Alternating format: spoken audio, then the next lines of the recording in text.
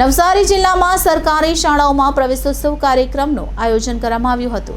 નવસારી જિલ્લામાં વન અને પર્યાવરણ મંત્રી મુકેશભાઈ પટેલના અધ્યક્ષ સ્થાને ધોબીવાડની નગરપાલિકા કુમાર અને કન્યા શાળા ખાતે, નગર પ્રાથમિક મિશ્ર શાળા અને શ્રેષ્ઠ HC પારેખ હાઈસ્કૂલ ખાતે શાળા પ્રવેશોત્સવનો ભવ્ય કાર્યક્રમ યોજાયો હતો। ગુજરાતમાં શાળા પ્રવેશોત્સવ અને કન્યા કેળવણી મહોત્સવ પરિણામે શિક્ષણ ક્ષેત્રે ક્રાંતિ સર્જી છે। આવનાર પેઢીને જ્ઞાનથી સમૃદ્ધ કરીએ, સાથે સરકારશ્રીને વિવિધ યોજના અંગે જાણકારી આપી સ્કૂલના દાતાઓ અને કર્મનિષ્ઠ શિક્ષકોની સેવાઓની સરાહના કરી હતી। સૌ ભણે સૌ આગળ વધે એવા ઉમદા આશયથી રાજ્યમાં મુખ્યમંત્રી અને વડાપ્રધાન શ્રી નરેન્દ્રભાઈ મોદી દ્વારા વર્ષ 2002માં શાળા પ્રવેશોત્સવ સહિતના કાર્યક્રમોનો પ્રારંભ કરવામાં આવ્યો હતો।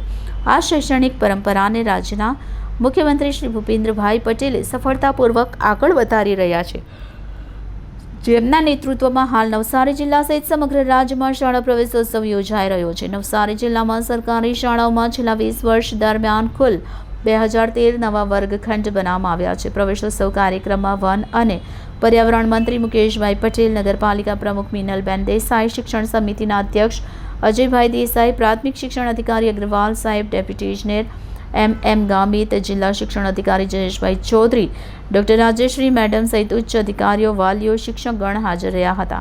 આ પ્રસંગે શાળાના તેજસ્વી તારલાઓને મહાનુભાવો દ્વારા ઇનામ આપવામાં આવ્યા હતા। સાથે પ્રવેશ મેળવનાર બાળકોને શૈક્ષણિક કીટ આપી પ્રોત્સાહિત કરાયા હતા।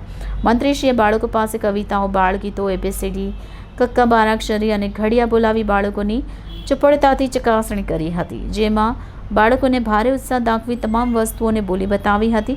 તેનાથી મંત્રી સહિત તમામ મહેમાનો અને વાલીઓ ખુશખુશાલ થયા હતા, જેથી બાળકોમાં પણ ઉત્સાહ વધી ગયો હતો। Reporter Deepakbhai Parmar, city gold news, Navsari.